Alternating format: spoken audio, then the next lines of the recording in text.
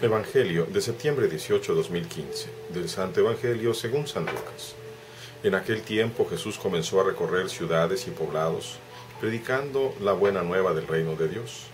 Lo acompañaban los 12 y algunas mujeres que habían sido libradas de espíritus malignos y curadas de varias enfermedades. Entre ellas iban María, llamada Magdalena, de la que habían salido 7 demonios, Juana, mujer de Cusa, el administrador de Herodes, Susana y otras muchas, que los ayudaban con sus propios bienes. Palabra del Señor, gloria a ti, Señor Jesús. Tomemos de la primera lectura la carta de Pablo a Timoteo, la primera. Quien enseña doctrinas diferentes y no se atiene a las palabras de salvación de Jesucristo, es un orgulloso e ignorante, obsesionado por las discusiones y los juegos de palabras. Y lo único que nace de todo ello son envidias, pleitos e insultos, sospechas perjudiciales y continuos altercados, propios de hombres de mente depravada, privados de la verdad y que consideran que la religión es un negocio. Ciertamente la religión es el gran negocio, pero solo para aquel que se conforma con lo que tiene. Nada hemos traído a este mundo y nada podremos llevarnos. Teniendo con qué alimentarnos y con qué vestirnos, nos damos por satisfechos. Los que a toda costa quieren hacerse ricos sucumben a la tentación, caen en las redes del demonio.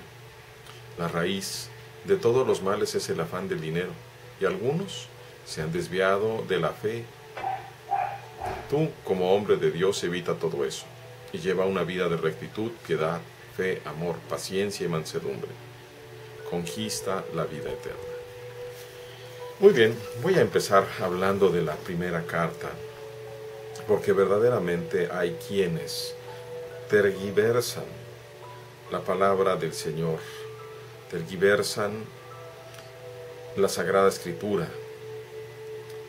Hay inclusive pastores y presbíteros inclusive, que o ya sea por una ignorancia, ya sea por una incapacidad, ya sea por un interés personal distinto al interés de Dios y de la Iglesia, tuercen las palabras, cortan las frases, acomodan las cosas, para después decir que es palabra de Dios o palabra del Señor.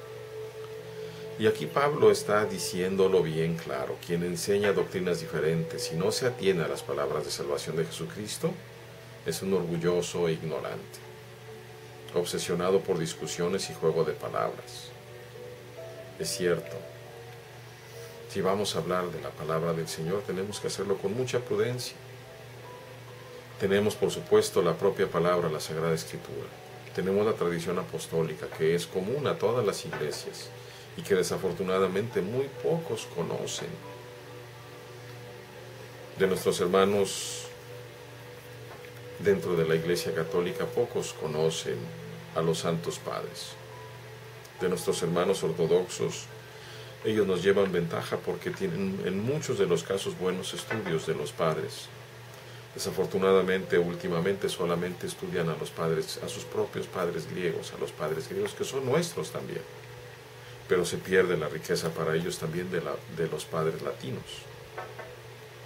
¿Y qué diré de los protestantes? Son muy pocos nuestros hermanos protestantes que tienen una buena formación, aunque sí los hay, y muy buenos, pero son en realidad pocos. Dice: lo único que nace de todo esto son envidias, pleitos e insultos, sospechas y continuos altercados, propios de hombres de mente depravada, privados de la verdad, y que consideran que la religión es un negocio. ¿Cuántos de mis hermanos de todo el mundo que aprovechan el don que Dios nos ha dado para hablar su palabra, viven y quieren vivir muy bien, precisamente aprovechándose de este don, viviendo por sobre las condiciones de aquellas personas a quienes se supone que servimos? Y vemos casos muy tristes. Hace un año y medio, allá en Estados Unidos, un obispo que juntó cerca de $8 millones porque quería comprarse un avión para su uso personal. Un obispo protestante. Pero también vemos hace 2 años a otro obispo católico en Alemania, que se gastó nada más 65 millones de dólares en hacerse una casita. Vemos también con dolor y preocupación a cuántos presbíteros, a cuántos pastores, que su interés es precisamente el usufructo, el negocio, el hacerse ricos, como dice aquí. Los que a toda costa quieren hacerse ricos sucumben a la tentación, caen en las redes del demonio. Porque la raíz de todos los males es el afán del dinero, y algunos se han desviado de la fe. Ahí está el problema. Sin embargo, Pablo dice, ciertamente la religión es el gran negocio. ¿Por qué lo dice? ¿Para ganar dinero? De ninguna manera. Hay tal hambre en nuestra población que verdaderamente la gente está dispuesta a dar lo poco que tiene con tal de escuchar las palabras de Dios. San Juan Crisóstomo dice, cuando tú robas a aquellos a quienes debías servir, robas al mismo Cristo necesitado. Ay de aquellos que su interés único y principal es acumular riquezas. No les va a ir muy bien y espero que después de muchos años en el purgatorio Dios los pueda aceptar, que no se vayan a condenar para siempre. Finalmente, Pablo dice, la religión es el gran negocio para aquel que se conforma con lo que tiene, es decir, con lo que Dios nos va dando. El gran negocio, ¿por qué? Porque cambio mi vida miserable, inútil, desesperada, corta, enferma, por una vida eterna. Al entregar yo lo que tengo, Dios me la cambia por una vida que yo no puedo conseguir de ninguna manera y que yo estaría dispuesto a dar el mundo entero si fuera mío, con tal de conseguir esa vida. Ese es el gran negocio, la vida eterna. Dice Pablo, nada hemos traído a este mundo y nada podremos llevarnos de él. Con que podamos alimentarnos y vestirnos, ya podemos darnos por satisfechos. El mundo nos tienta. Ahora pasemos un poco al Evangelio.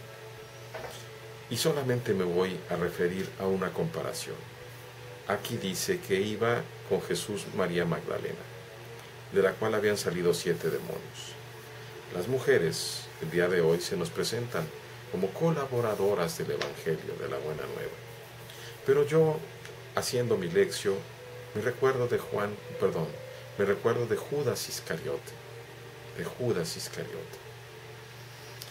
¿Por qué en la Magdalena sí salieron 7 demonios y sin embargo en Judas el Iscariote de todas formas permaneció siendo un traidor?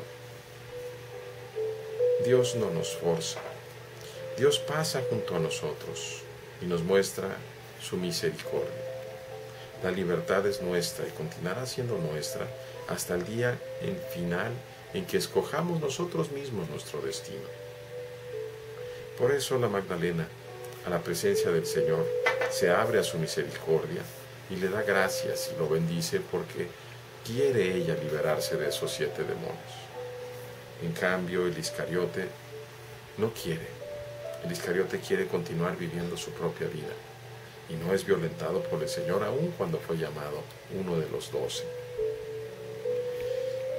Hagamos cuentas de lo que nos conviene realmente y dejemos de afianzarnos del dinero, del poder, de la fama, y afiancémonos más bien del amor de Dios y su misericordia. Que Dios nos conduzca hasta la vida eterna. Dios les bendiga, hermanos.